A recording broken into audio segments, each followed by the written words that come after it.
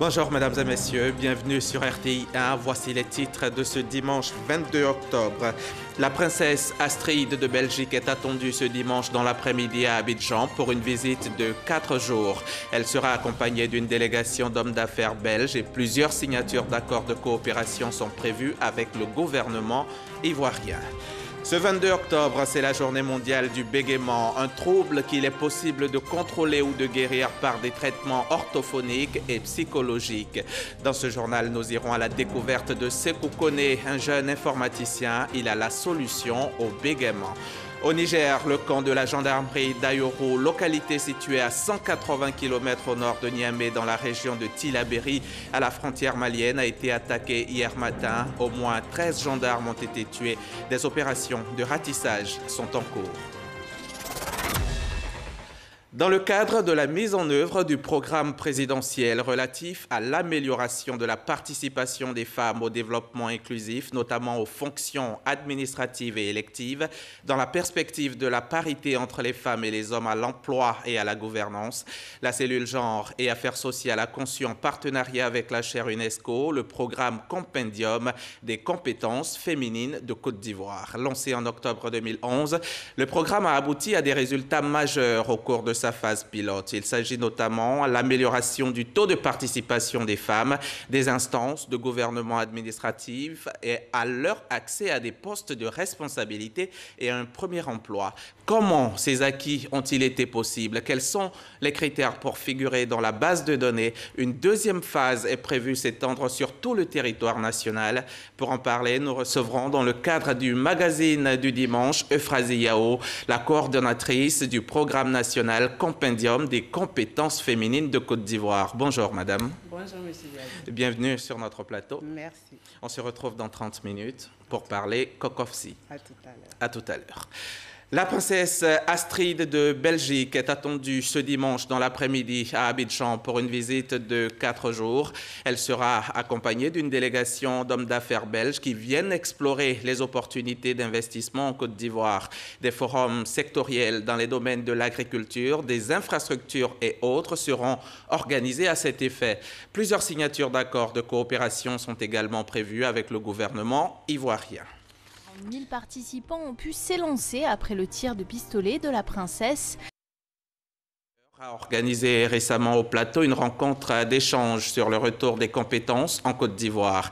Il s'agissait de sensibiliser les Ivoiriens de la diaspora à venir investir en Côte d'Ivoire.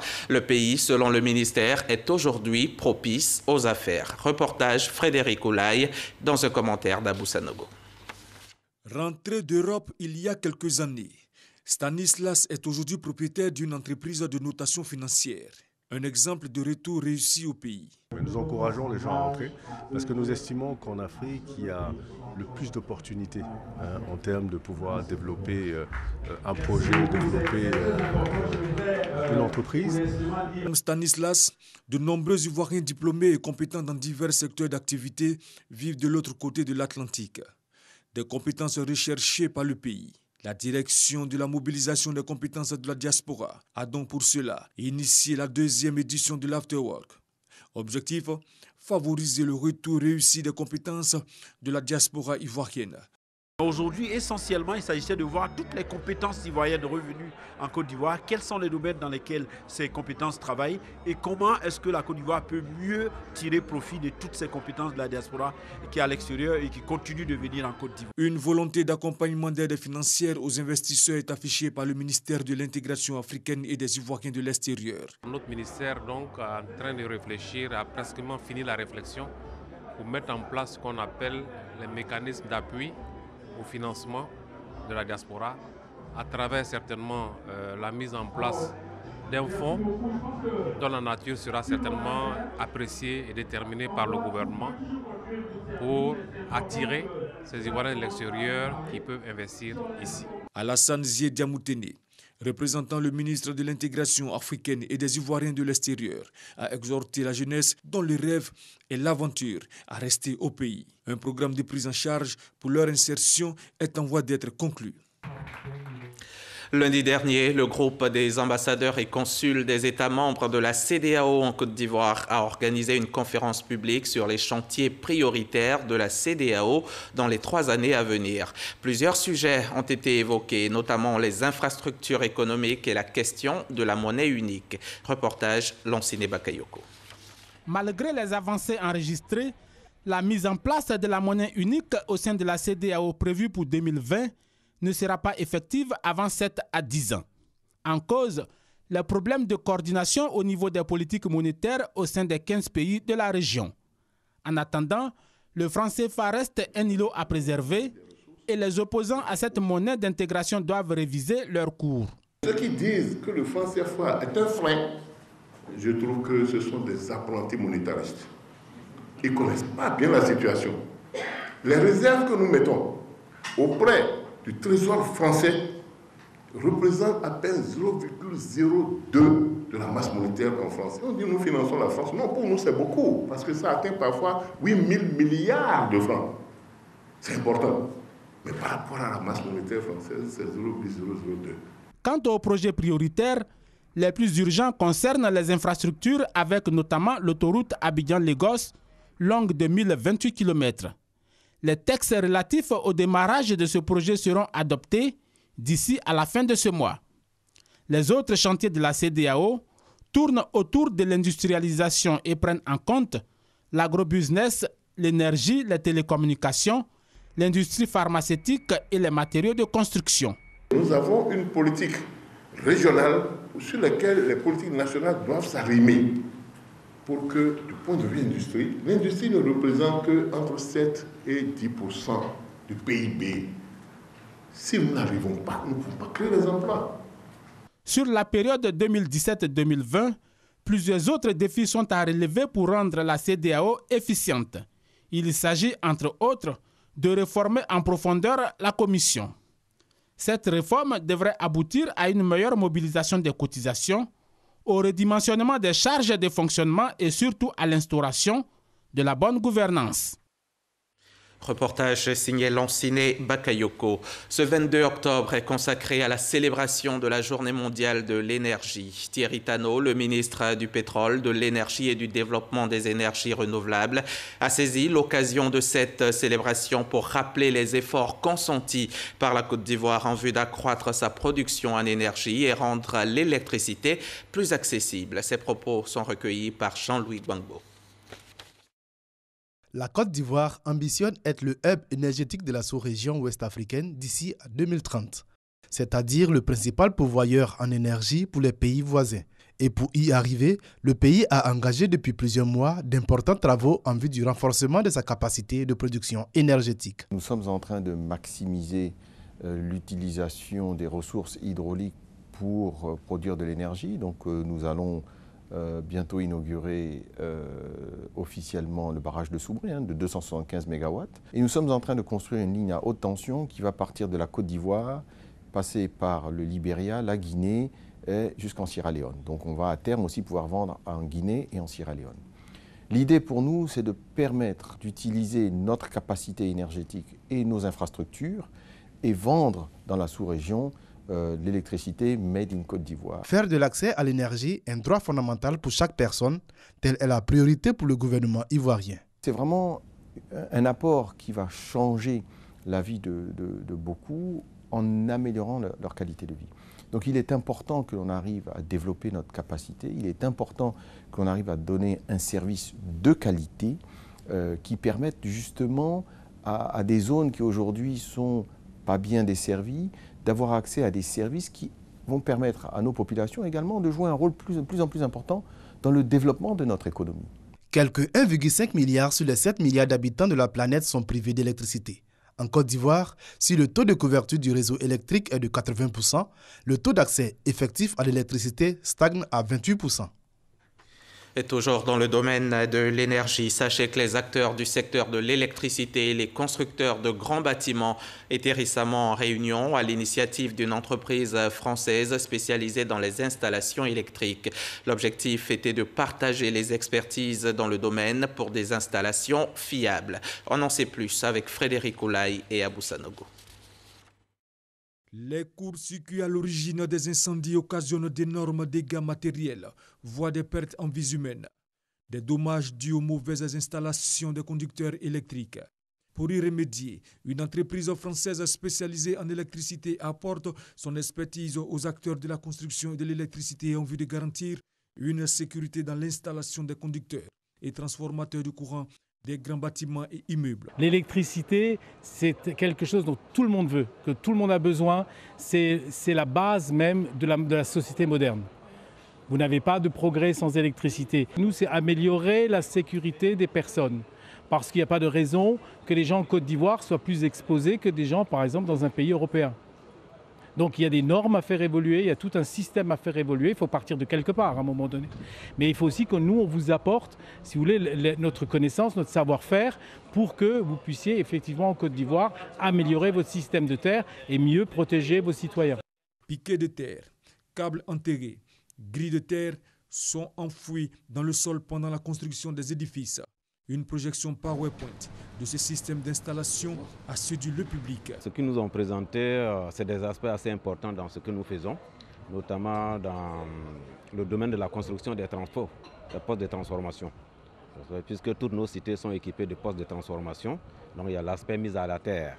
Donc cet aspect mise à la terre, on se rend compte qu'il y a beaucoup d'autres possibilités qui s'offrent à nous désormais pour pouvoir faire du travail un peu plus fiable. On peut avoir les mêmes mesures qu'on nous recommande avec l'ancien système, mais avec ça, je pense qu'il y a plus de fiabilité par rapport aux transformateurs qu'on met à l'intérieur. Ces différents outils ont pour rôle d'absorber les pertes d'énergie dans la conduction et faciliter la résistance contre la foudre et l'intempérie. 22 octobre, journée mondiale de l'énergie donc, mais aussi journée mondiale du bégaiement. L'occasion d'une prise de conscience par les non-bégayants des difficultés relationnelles qu'entraîne cette infirmité. Et voilà un chiffre qui peut faire rester muet. 1% de la population mondiale bégayerait selon les estimations, soit environ 60 millions de personnes. Même si les spécialistes n'ont pas encore déterminé de façon certaine les causes de ce trouble du langage, il est possible de le contrôler ou de le guérir par des traitements orthophoniques, psychologiques et autres. Ce que connaît est informaticien dans la région du Poro. Il vient de trouver une solution imparable au bégaiement. Pargassoro Kone l'a rencontré pour vous. Simplice, 37 ans, habite le quartier Artesei dans la commune de Cocody avec ses parents. Titulaire d'une maîtrise en sciences de gestion de l'université Félix Houphouët-Boigny de Cocody, Simplice souffre d'un handicap, le bec. Ce mal, d'après mes parents, a commencé depuis l'âge de 4 ans. La période de la parole, et j'en souffre jusqu'à présent. Avec ce handicap, difficile pour lui d'obtenir un boulot. Chaque jour, le scénario est le même. Simplice obligé de se connecter sur Internet à la recherche d'un emploi. Son rêve aujourd'hui, être recruté dans une entreprise de la place et surtout voir disparaître ce handicap qui, selon lui, l'afflige. J'ai l'impression que les agences de recrutement ne mettent rien du bégaiement. Donc ils pensent que c'est déjà une faiblesse d'embaucher quelqu'un qui souffre de ce mal. Un rêve possible et réalisable selon Sekou, lui-même né bègue, mais qui aujourd'hui arrive plus ou moins à s'exprimer correctement. On se moquait beaucoup de moi, à l'école, en ville, un peu partout. À chaque fois que je prenais la parole, il y a certaines personnes qui comprenaient, mais la majorité des personnes avaient l'habitude en tout cas de se moquer, soit en ma présence ou en mon absence. Et il faut dire que franchement, que cela m'a beaucoup frustré et a été en fait même la principale cause de mes recherches. Sa solution, la rééducation vocale qui consiste à bien prononcer les voyelles et les consonnes. Je me suis rendu compte que les voyelles se prononçaient et que les consonnes s'articulaient et que la parole en elle-même est une succession de syllabes. Or, nous savons que les syllabes ne sont formées que de consonnes et de voyelles. Et donc, avec les voyelles, on ne fournit aucun effort. On libère simplement l'air au niveau de la gorge, en fait. A, E, I, OU. Et ensuite, avec les consonnes que j'ai classifiées, en fait, les consonnes bilabiales, par exemple le B, le P et le M, voilà, sont des consonnes bilabiales. Bilabiales parce qu'elles font intervenir en fait, les deux lèvres, B, P, MO, par exemple. Une rééducation à laquelle se sont soumis Meïté Bebson, agent à la radiodiffusion télévision ivoirienne RTI, et Bema Kamagaté, étudiant en deuxième année de criminologie à l'université Félix Houphouët-Boigny de Cocody. Tous deux bègues.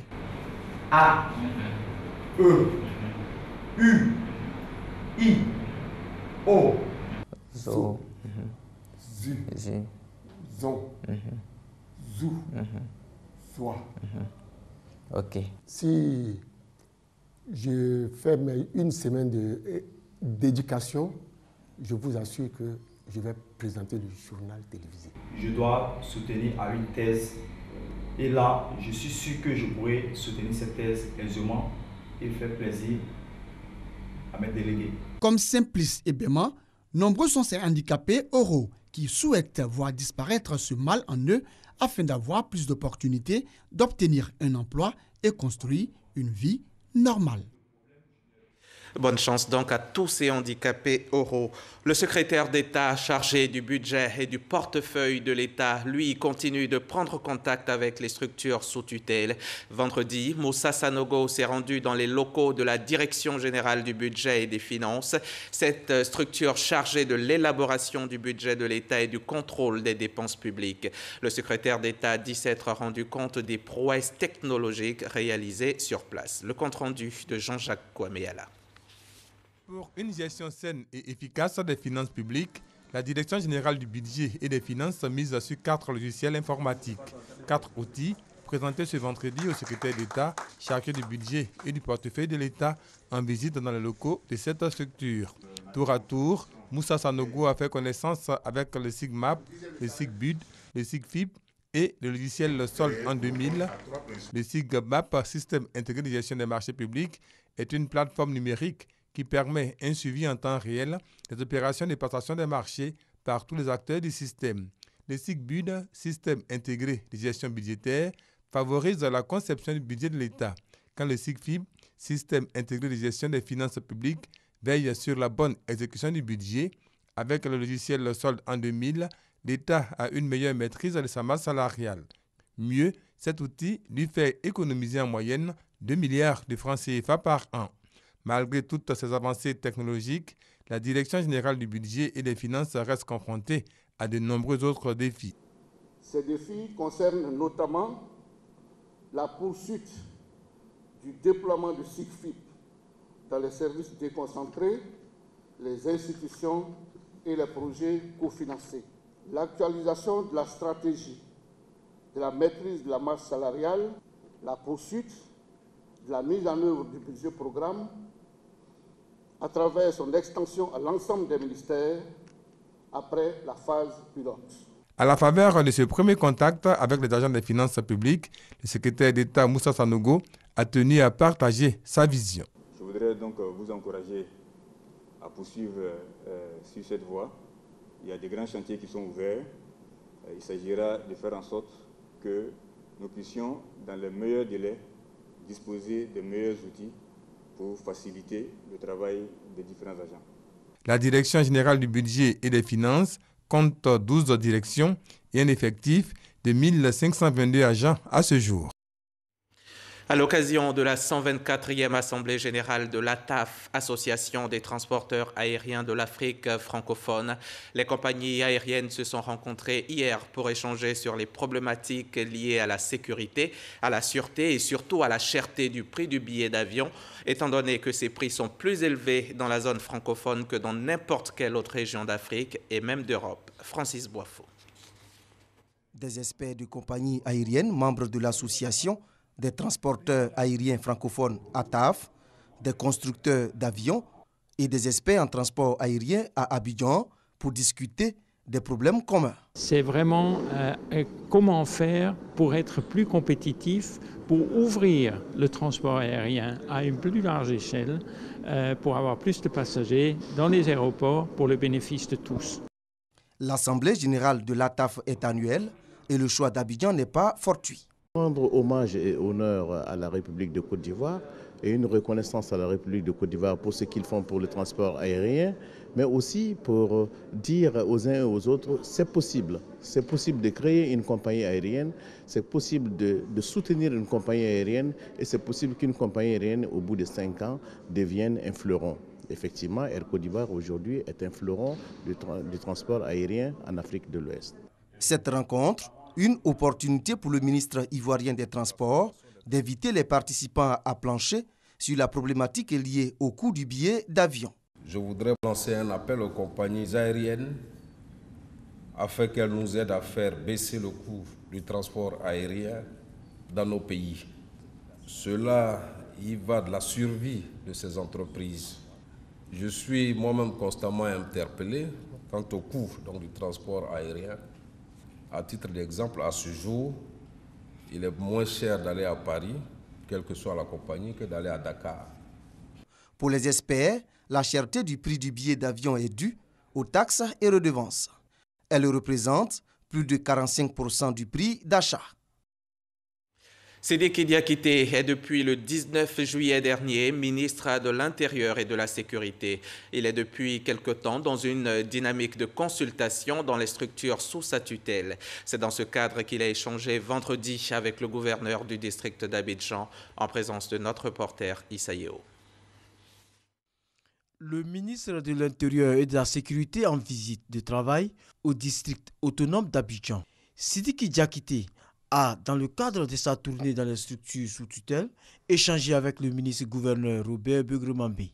Cette rencontre entre les deux hommes a permis au ministre de l'Intérieur et de la Sécurité de mieux comprendre le fonctionnement du district d'Abidjan. S'agissant du district autonome d'Abidjan, l'action du ministre de l'Intérieur et de la Sécurité ne peut être que plus renforcée, que plus forte, que plus présente. Ça veut dire que le travail que nous avons commencé ensemble en tant que préfet, on va le poursuivre maintenant aussi en tant que ministre de l'Intérieur et de la Sécurité. Robert Begremambé a salué la présence du ministre Sidiki Diakité, puis a sollicité son appui pour le développement de la capitale économique. La compétition maintenant, c'est une compétition pour être la plus grande ville d'Afrique. C'est notre ambition, la meilleure en Afrique. D'ailleurs, les perspectives qui se dessinent pour Abidjan sont tellement grandes. Je vous apprends que dans le mois de novembre, il y aura des dizaines de réunions à Abidjan ici. Cette visite a été également l'occasion pour les chefs traditionnels et guides religieux d'apporter leur soutien au ministre de l'Intérieur et de la Sécurité pour la réussite de sa mission. Pendant ce temps, la CNDHCI continue ce qu'elle fait de mieux, la promotion des droits de l'homme. La Commission nationale des droits de l'homme vient d'entreprendre donc une campagne de sensibilisation de masse dans plusieurs villes de Côte d'Ivoire. Nous y reviendrons dans nos prochains journaux. À Grand-Bassam, dans le sud Comoé, les associations de Konyele et Nzima Kotoko viennent de faire de nombreux heureux parmi les élèves de la ville. Soucieuses de leurs résultats de fin d'année, elles ont distribué la semaine dernière plus de 300 kits scolaires aux enfants de 4 quartiers de Bassam. Reportage David Soyo, le commentaire est signé Serge Collier. Les associations Konyele et Nzima Kotoko aux côtés des élèves du primaire de Grand-Bassam. Plus de 300 écoliers des quartiers France, Azureti, Impérial et Mondoukou ont reçu des kits scolaires. Par ce geste, nous avons voulu que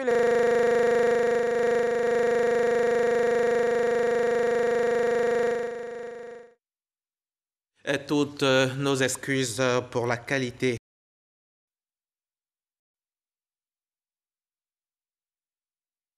Le 9 octobre dernier, la FIASC, Fédération immobilière et des aménageurs fonciers du Sud Comoé, le président élu de l'association dit vouloir contribuer à une bonne gestion du foncier dans la région, mais également participer à la réduction des litiges fonciers à répétition. Le reportage de Cheikh Koné. Prévenir et régler les nombreux conflits qui émaillent les transactions foncières et immobilières. Telle est la mission que se sont assignés 1500 aménageurs fonciers et immobiliers réunis au sein de cette nouvelle fédération. Aujourd'hui, le Sud Comoé connaît beaucoup de litiges. Et ces litiges se sont matérialisés par le fait que le développement de Grand Bassam a été mis au ralenti. Le Sud Pomoé, il y a des chevauchements entre les chefs et les rois. Et tout ça décrit une situation qui n'est pas intéressante. Le Sud Pomoé, cette région côtière qui part de Grand Bassam à Noé, s'étend sur 1762 km². Son potentiel économique, agricole et touristique en fait une région minée par les conflits fonciers et immobiliers à répétition. C'est pourquoi, dans son intervention, Mme Gilberte Aubry, 4e adjoint au maire de Grand Bassam, représentant le maire Georges-Philippe Ezalé,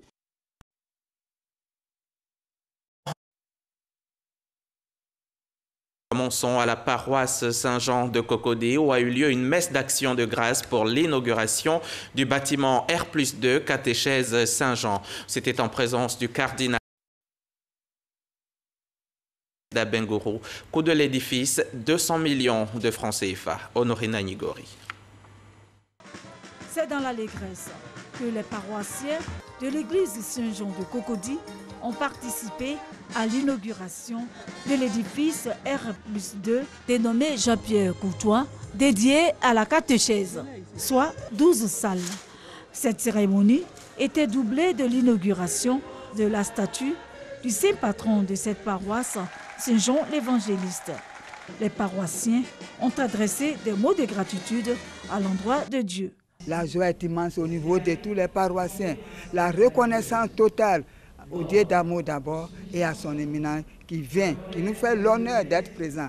En tout cas à travers le père Hippolyte Ngori, en tout cas c'est une sorte d'évangile que nous sommes en train de vivre. Nous bénissons ce bâtiment que nous avons mis 11 ans avant qu'il ne voie le jour. C'est donc un sentiment de joie, avec beaucoup d'émotion. Le curé de cette paroisse a demandé aux fidèles de bénir Dieu pour tous ses bienfaits et a rendu un vibrant hommage à ses prédécesseurs. Hommage aux devanciers parce que vous savez que dans l'église, c'est une continuité. On ne peut pas venir dans une paroisse et puis ne pas faire mention de nos pionniers, c'est-à-dire de nos aînés dans le sacerdoce ministériel qui nous ont devancés sur la paroisse. C'est la raison pour laquelle j'ai salué l'initiative de la construction de ce bâtiment parce que ça ne vient pas de moi, ça vient de mes prédécesseurs. Alors à eux, la gloire pour ce bâtiment-là aussi. Je dis merci à tous ces pionniers-là.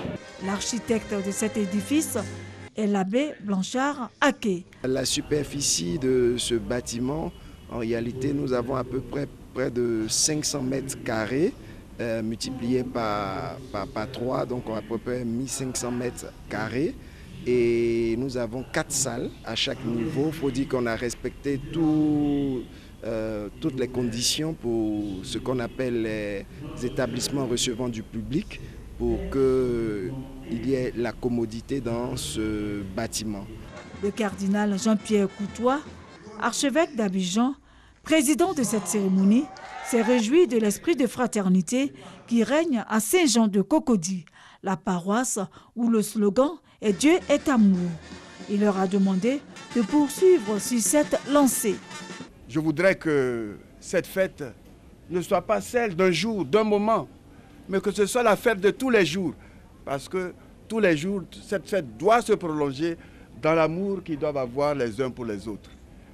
Eh bien, heureux sommes-nous que Dieu fasse qu'il en soit ainsi pour cette grande paroisse de Saint-Jean. Prêtres et fidèles chrétiens catholiques ont participé à cette cérémonie d'inauguration du bâtiment R+2, ce bâtiment dénommé Jean-Pierre Courtois, dédié à la catéchèse. Ce bâtiment est estimé à une valeur de plus de 200 millions de francs CFA. Culte spécial pour la paix et la stabilité en Côte d'Ivoire. L'église protestante SEMA dans la commune de Yopougon a élevé des prières à Dieu pour que cessent les conflits intercommunautaires sur tout le territoire national. Franck Quadion. Culte spécial pour la paix et la stabilité en Côte d'Ivoire. Les fidèles chrétiens de l'église protestante évangélique CMA de Yopougon camp militaire ont prié pour que le Seigneur éclaire les dirigeants du pays afin qu'ils prennent les bonnes décisions et aussi pour la réconciliation à l'ouest, précisément à Guiglo, après les événements malheureux qui ont secoué cette localité. Nous recherchons la paix ici en Côte d'Ivoire et nous disons merci à Dieu pour nos leaders dans le pays Il s'agit du président de la République, du gouvernement et tous ceux qui sont en action pour que cette paix puisse être retrouvée. Nous leur demandons de prendre du courage. La paix n'est pas une chose facile à avoir. S'il y a des soubresauts ça et là, que cela ne sert pas de motif de découragement. Ce culte spécial pour la paix en Côte d'Ivoire s'inscrit dans le programme de tournée initié par le président national de l'église SEMA de Côte d'Ivoire dans les différentes paroisses. Au temple Shiloh qui l'accueillait, le révérend Florent Conan, le pasteur principal, a indiqué que cette visite est pleine de sens. Le président est là pour communier avec nous. C'est aussi sa politique de proximité. Mais en même temps, il est venu avec des sujets. Nous connaissons tous la situation sociale à l'ouest, à Guiglo. Et donc, il est venu pour qu'ensemble, nous fléchissions les genoux pour apporter un appui à l'action du gouvernement pour que la paix revienne dans cette zone-là. Les fidèles chrétiens de l'église CMA ont aussi prié pour qu'une solution soit trouvée au problème des enfants en difficulté avec la loi communément appelée microbe qui sème la terreur et la désolation à Abidjan. L'actualité internationale en bref et en images. Au Niger, le camp de la gendarmerie d'Ayoru, localité située à 180 km au nord de Niamey, dans la région de Tillabéri à la frontière malienne, a été attaqué samedi matin. Au moins 13 gendarmes ont été tués. En 2 semaines d'intervalle, des islamistes armés présumés ont franchi la frontière nigérienne à 3 reprises à Tongo-Tongo, Kolmané et Yaourou. Des opérations de ratissage sont en cours. Carles Puigdemont, le président de la Catalogne, est intervenu à la télévision hier samedi depuis la Generalitat, le siège du gouvernement catalan à Barcelone, pour répondre au gouvernement espagnol qui a décidé aujourd'hui de déclencher l'article 155 de la Constitution. Cette disposition exceptionnelle permet la mise sous tutelle de la région et son contrôle par le pouvoir central. Dans sa réponse à Mariano Rajoy, Carles Puigdemont a évité toute proclamation d'indépendance.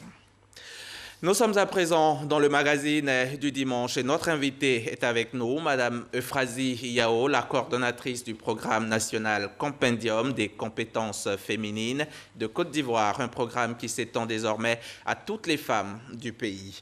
Elle est avec nous. Bonjour Madame. Bonjour Monsieur Diallo. Alors dites-nous, qu'est-ce qu'il faut entendre par Compendium et quels sont ses objectifs?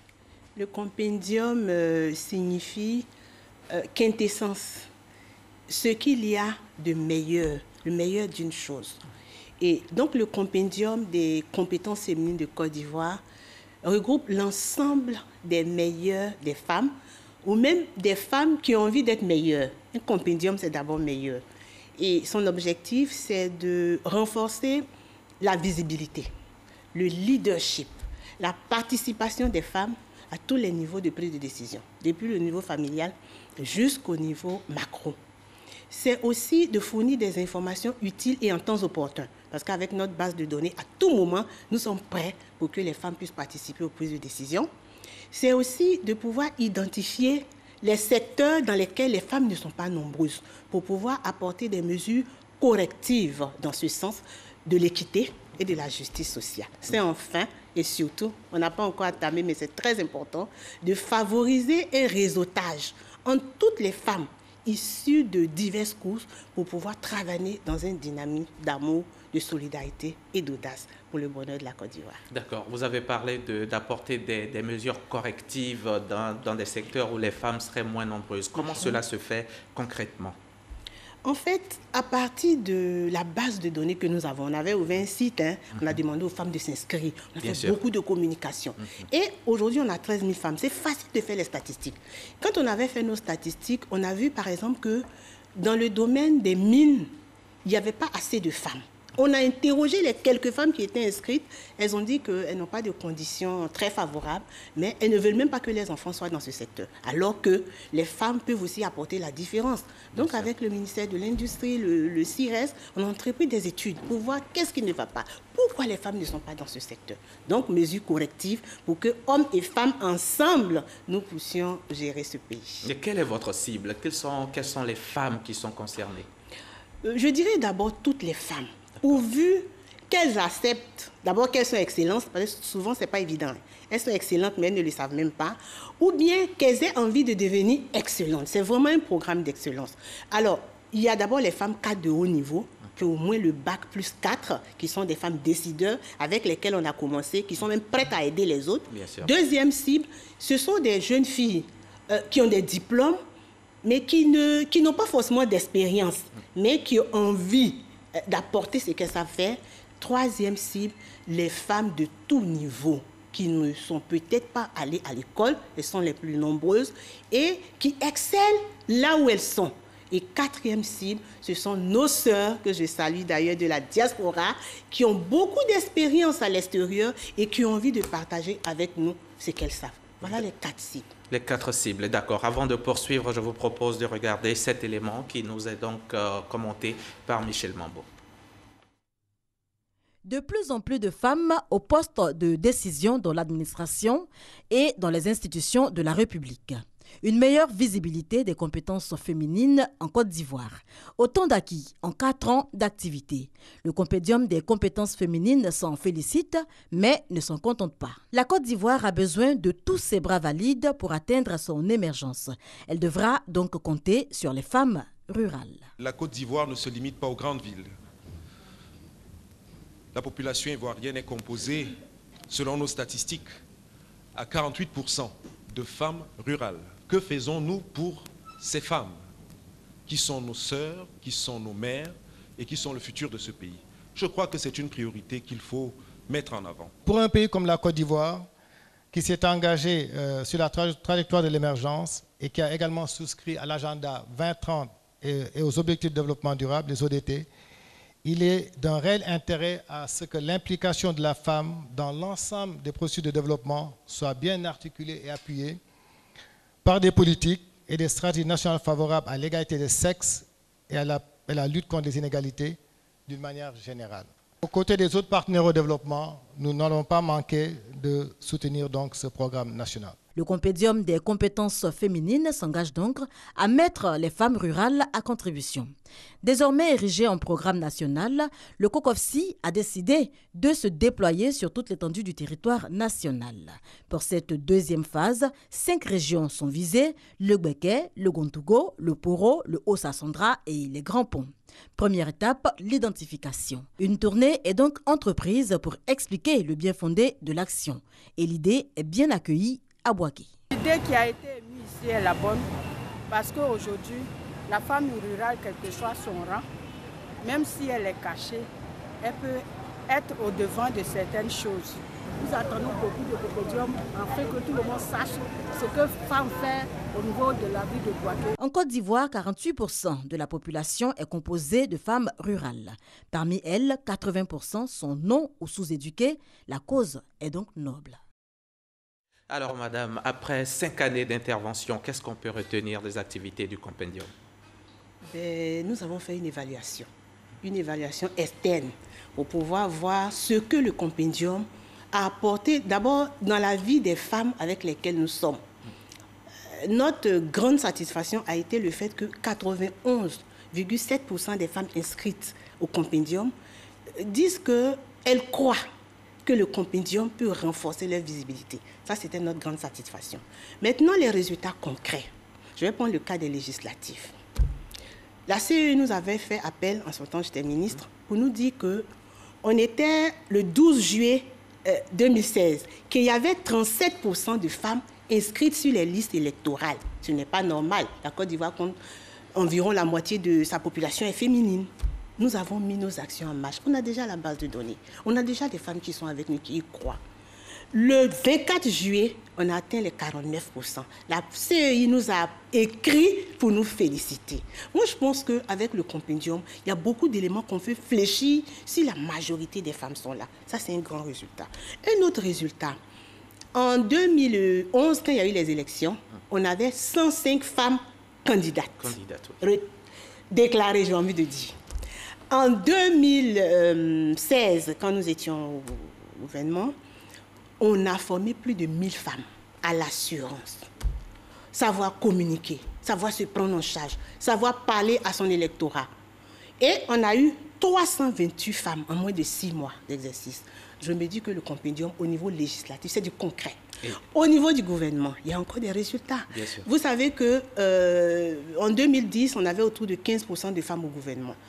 En 2016, quand j'étais au gouvernement, on était 25. Même l'Union africaine nous avait félicité. Mais je pense que c'est le lieu de saluer les exercices du président de la République. Je vous dis tous les jours, peut-être que tout le monde n'a pas l'habitude, je suis un conseiller spécial, d'être tout près de lui. Mais quand il est venu en 2010, il a dit, et j'ai retenu cette phrase, chaque fois que les femmes accèdent à des postes de responsabilité dans les entreprises, dans la fonction publique, dans les familles, les décisions sont prises avec une plus grande conscience. Elles sont mieux expliquées, les conflits s'apaisent, l'équilibre revient. Et c'est ce qui nous fait marcher. Donc, au gouvernement, il y a eu également des résultats. Au niveau des entreprises, il y a des femmes qui sont passées ici à la RTI par le compendium. Elles ont eu leur plus gros marché, comme elles le disent, depuis qu'elles existent. Il y a des femmes qui ont été embauchées par d'autres ministres. Je vais m'arrêter sur ce cas de cette dame qui vient de l'Ouest, Niaoré. Elle a été appelée par un ministre qui vient du Nord, bon, comme c'est les autres, je ne dirai pas son nom, et on l'a nommée à un cabinet. Elle appelle le ministre pour lui dire merci. Le ministre dit non. C'est pas à moi de dire. C'est le compendium et donc le gouvernement. Et là, vous passez à la seconde phase du programme qui va s'étendre sur tout le territoire national. À quoi cela va-t-il consister concrètement? L'extension du compendium, ça on appelle ça le sous-programme, c'est-à-dire notre deuxième sous-programme. On va aller étendre le compendium dans les différentes régions de la Côte d'Ivoire. Mais on commence par des projets pilotes. Il s'agira dans ces régions d'identifier les femmes rurales, les femmes en milieu urbain qui excellent dans ce qu'elles font, dans leur domaine d'activité, les mettre en lumière, les valoriser, les honorer, les récompenser. Oui, elles en ont besoin. Et comment se fait l'identification? L'identification sera basée sur nos valeurs. Je vais revenir un peu là-dessus. L'amour, la solidarité, l'audace, les valeurs du compendium. Les valeurs du compendium. Et à partir de ces valeurs, nous avons défini des références qu'on appelle aussi des critères. Premier critère, une femme qui excelle dans son domaine d'activité ou dans son entreprise. On reconnaît que tu es la meilleure. Tu fais partie de notre référence. Une femme qui a contribué au développement de son village, de sa communauté, de sa région. Une femme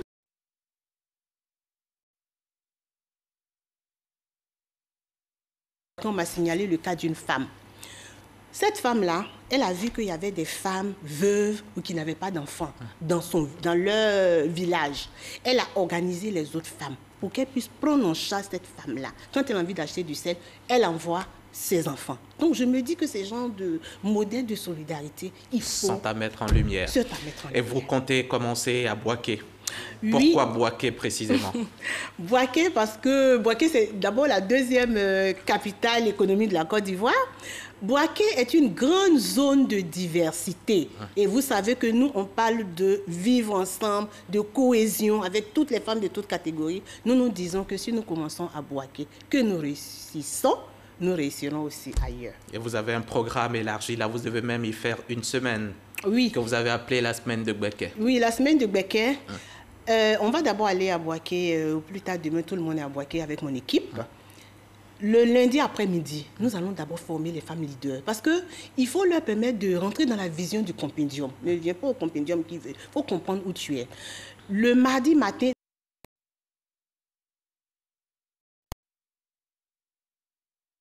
la région du Béquet. On va former l'administration de Bouaké, former les chefs, leaders et religieux pour qu'ensemble, nous puissions identifier les meilleurs de notre... Le déploiement peut permettre l'autonomisation des femmes réellement. Moi, je voulais m'arrêter ici. Quand on parle d'autonomisation, je vois toujours la première dame, Mme Dominique Ouattara, pour aussi la féliciter, la remercier.